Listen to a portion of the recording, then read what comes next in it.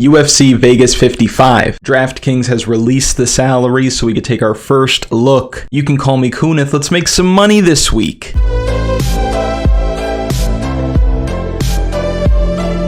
Last week was another strong week. We hit the cash game lineups once again. Thank you. Thank you.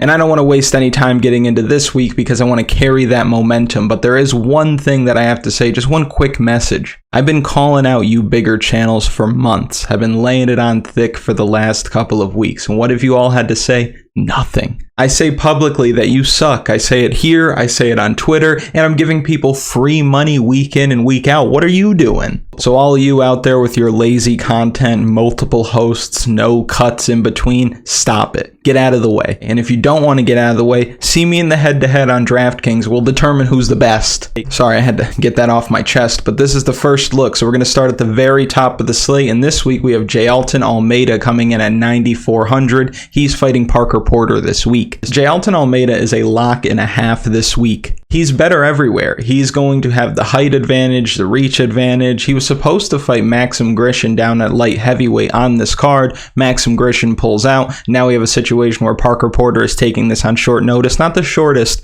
of notices, but he is taking it on short notice. Now, obviously, Parker Porter's not taking this fight at light heavyweight, so we are going to see a heavyweight Almeida this week, and I think that he's going to still match up physically very well. And Parker Porter is built like a flopper, and off his back, I don't see him posing much of a threat to Almeida. Plus, on the feet, I don't think it's going to be even close. Parker Porter hasn't shown that he's got much punching power in this division, and I don't think he's going to be able to get Almeida's respect to keep him off of him when they are striking. Now, we know that Almeida can hit that crazy blast double leg like he did to Danilo Marquez, and I think he's going to be able to do it in this fight as well. And obviously, Parker Porter's hips are as wide as a 65-inch Class 7 Series LED 4K UHD smart television, but I'm still confident in Almeida's ability to get him to the ground. The way I see it, he and his camp wouldn't have taken this fight up a weight class against the heavyweight who weighs in right up at the 265 limit if they weren't supremely confident in their fighter and this matchup, which I think is pretty favorable for him. So the pick for me for this fight is Jailton Almeida inside the distance. Next we have Holm. She's our main event favorite against Ketlen Vieira this week. I expect Holm to win this fight based on volume, landing the cleaner strikes and yelling yeah with every strike like Ketlen Chookagian did in a fight that she lost and still won last week. I expect both of these fighters to land over 100 significant strikes, so stacking is most certainly the path to go for cash games, but for tournaments or a straight pick, I do like Holm in this matchup. I think if Vieira were to win, she would have to out-grapple Holm, but I don't see that happening. Historically, Holly is very strong in the clinch. I expect her to be able to keep her feet and make this her kind of fight from start to finish, and for Vieira, she hasn't really been all that impressive. She has wins in the UFC, but her wins are coming over fighters that she was able to dominate physically. I don't see her being able to do that this week, so the pick for me is Holm by decision. Take the over. And I know I've talked recently a lot about the over and in women's MMA, and you might get sick of hearing me talk about it, but if it's hitting every week, why shouldn't I? I'll give you the updated data in the final picks video later in the week, so make sure you tune in on Friday. But again, we had a situation where we had 3 women's MMA fights, all have gone the distance.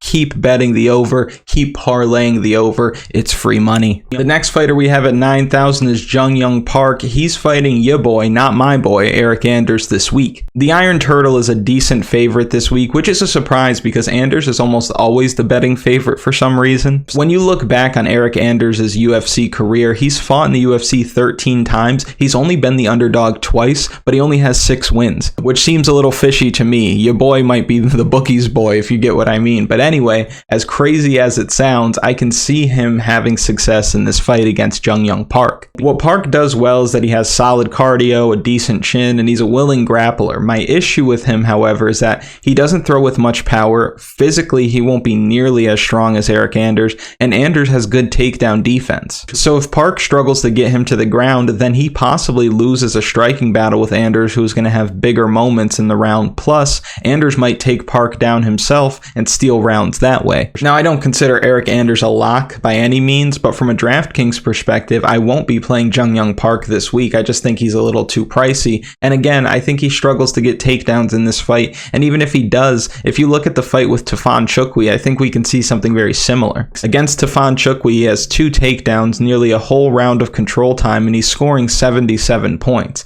77 points up here at 9,000 is making it harder for you to pay up for Jailton Almeida, harder for you to pay up to Holly Holm, who has 5 rounds to work. Just doesn't make sense for me. No thank you on this side. The pick for me for this fight is Eryk Anders by decision. This is probably another spot where you take the over. Next at 8,900, we have Jonathan Martinez. He's fighting Vince Morales this week. And before we break this down, please, if you can, like the video, subscribe to the channel if you haven't, because if you haven't yet, it's really bad luck. I'm telling you that now. And comment something for the algorithm, because well, you know how the algorithm works. This is another fight where you take the over. Jonathan Martinez, he's fought in the UFC, as you can see here, 9 times, and he's either gone the distance or seen the 3rd round 8 times. But despite his long average fight time, he's still very dangerous, super slick on the feet. He's got good cardio, decent fight IQ. On the other side, you have Vince Morales, who's not been great in the UFC. He overperformed, in my opinion, in his last fight where he knocked out a typically very durable Luis Smolka. I think Martinez outpoints him, wins rounds based on volume, and just looking better from a judging perspective. For DraftKings, however, I want no part of this fight. We have seen him post terribly low scores in decision wins. You're looking at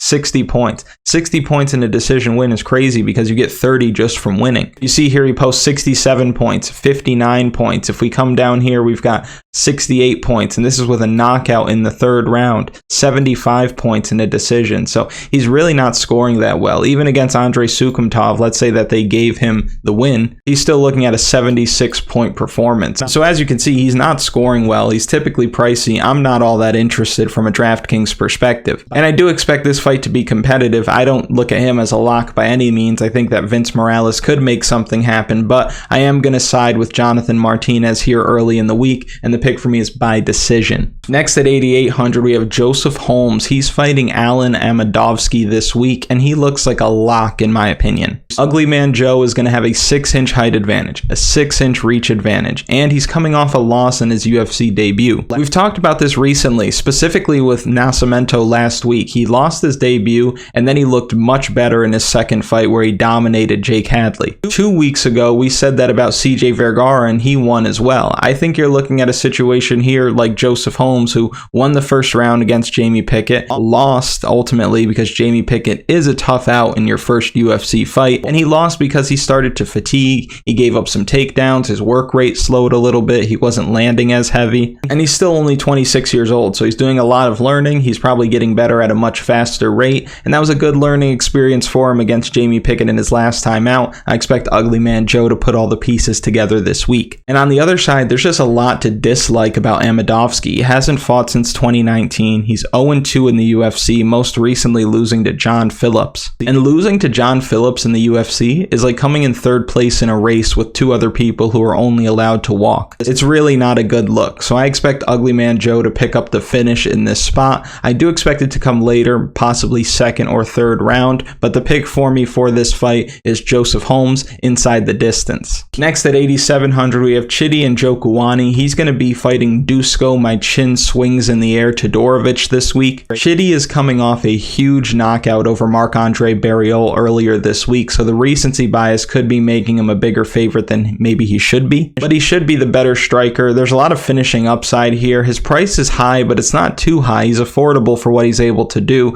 so you could expect a lot of the field to get here. And we know that Dusko isn't exactly chinny, but defensively he leaves a lot to be desired. Again, his chin's way up in the air, and a guy like Chidi and Njokuani will make him pay for that kind of mistake over and over again until the fight is done. And that's what most people in your contest will see. That's what most people will think, and that's why Chidi's going to come in around 40% ownership. But I can't help but think that Dusko Todorovic has a chance here. And the reason why I think he has a chance is because of his willingness to grapple. Now, if you look on UFCstats.com, you're going to see a 9% takedown accuracy, and you might think that it's impossible for him to get Chidi down, but the stats don't tell the whole story. He has 2 wins by way of ground and pound without scoring knockdowns in those fights, and he has 3 submission wins on his record. Chidi does not want to grapple at all. So there's a clear path to victory for Todorovic in this spot. So for leverage sake, and for the nice plus money on his side, I'm going with the Serbian to get it done this week. And down at his price at 7,500, it'll be fun to use him when we build lineups later in the week. So the pick for me in this fight is Dusko Todorovic inside the distance. And listen, I'm not a Dusko Todorovic guy. I don't know who is, but I do think that he has the tools to get it done this week. Next at 8,600, we have Felipe Colares. He's fighting Chase Hooper this week.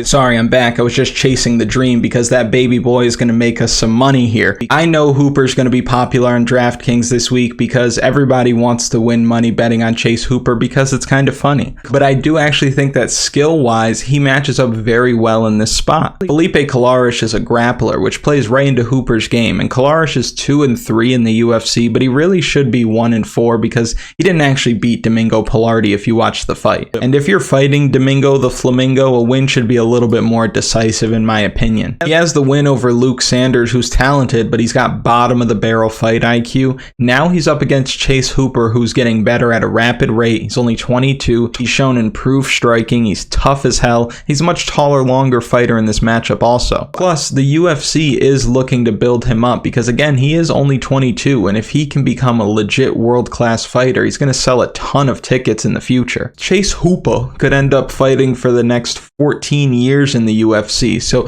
I expect these matchups to be pretty soft for him for the next 2 to 3 years. This is a soft matchup here. This is a very winnable fight for him. The pick for me is Chase Hooper by decision. Next at 8,500, we have Elise Reed. She's fighting Sam Hughes this week. Elise Reed should coast to an easy decision win here. Sam Hughes was getting smoked in her last fight against Estela Nunes in that first round before Nunes gassed out and she was able to take over. But Elise Reed's not going to gas out. She's going to strike effectively for the whole 15 minutes, stuff these takedowns, control the pace of the fight. Sam Hughes was 0-3 in the UFC prior to the Nunes fight. She landed a whopping 0 takedowns up until that point, and her skill set is extremely limited. Elise Reed showed us just how good she was in her fight in London against Corey McKenna, where she looked better everywhere, and Corey McKenna is no slouch. So I really like Elise Reed this week. I think Reed is a great parlay piece, and she fits well into cash game lineups that I've already been playing with. And I say that because while her ceiling isn't the highest, she does have one of the best matchups on the card, one of the safer bets in my opinion. And when we're playing cash games, we're just looking for winners, we're looking for safe matchups. You don't need to break the slate in cash games, you just need to have 4 winners maybe. And if you're new to the channel, if you just started watching today for the first time, welcome. But I also want to let you know that if you follow me at Kunith MMA on Twitter, I do post my cash game lineups a few hours before lock. I've been doing it for the last 3 weeks.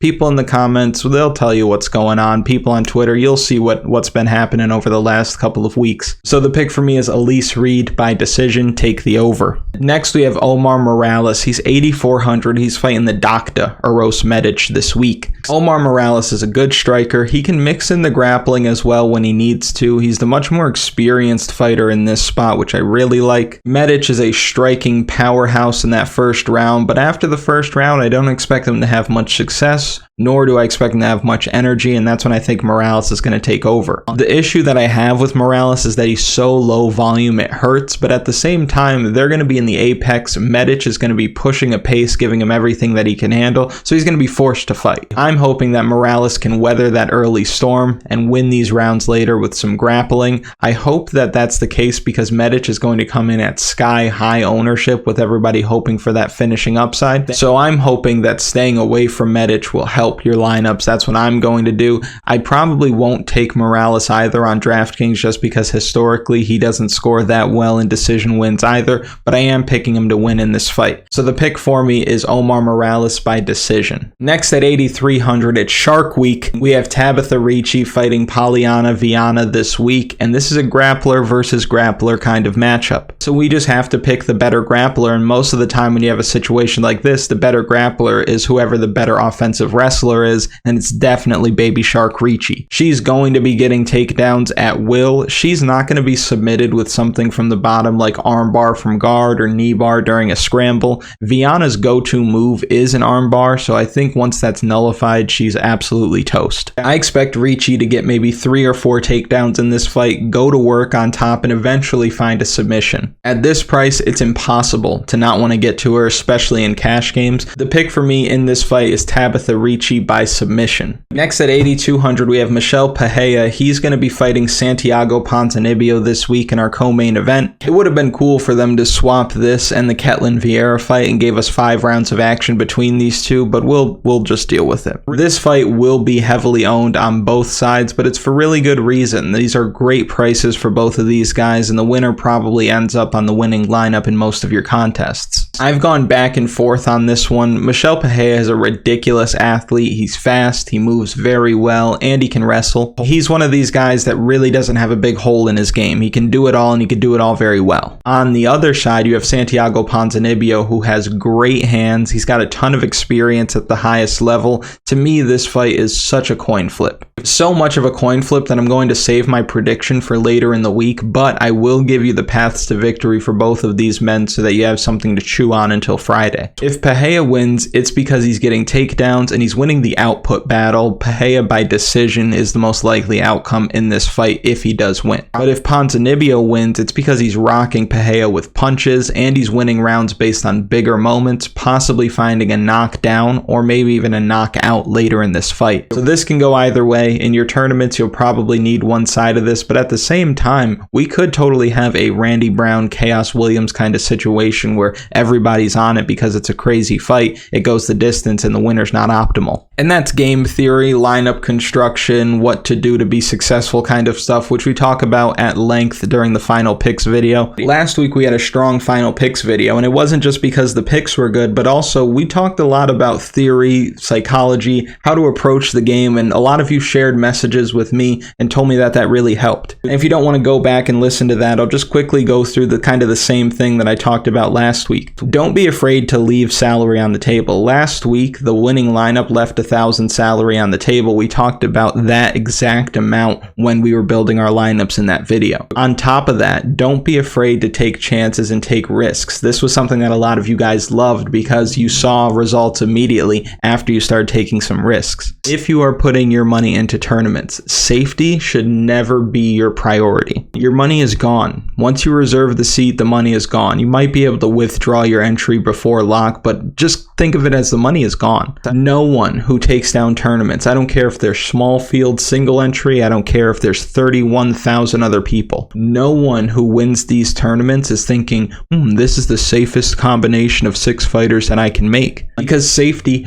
doesn't win you money in this game. Think about Rose Namajunas a couple weeks ago. I don't get points for defense? Hell no, you don't get points for defense. You don't get points for staying safe, and that applies to this as well. Take risks within your lineup. Play people that you might have not thought about playing because they can end up surprising you. And this is something that other people aren't going to tell you, either because they don't know or because they're withholding information from you. But if they're creating content and they fall in either one of those buckets, drop them immediately. Like if you've been watching a channel for years and you've never won anything, you might want to change your process when it comes to doing your research throughout the week, if you get what I'm saying. So just keep that in mind throughout the week. Am I always winning? Do I consistently cash in my tournaments? Am I finishing in the top 1% of my contests most of the time? If you're not, then there are probably some trends that you have within your lineup that you can break from so that you could start achieving some better results. If you are always losing, do something different. And I know for some watching this that might not make sense, but for those that are watching this that it does make sense for, you've either already told me or you've seen the results immediately. I saw some of you take down your single entries. Everybody cashed in their cash game lineups because that's what we do here. But I've seen a lot of you also take down 2nd, 3rd, 4th, 5th place in some of your contests, make a couple $100 or a couple $1,000. It's really cool for me to see that, but it's also because you are doing the right thing. You are challenging your own beliefs about what you need to do to be successful when it comes to betting this way. So keep it up. I appreciate you watching if you've made it to this point in the video. Please, if you haven't already, like the video, subscribe to the channel. That way I can bring more of this to you.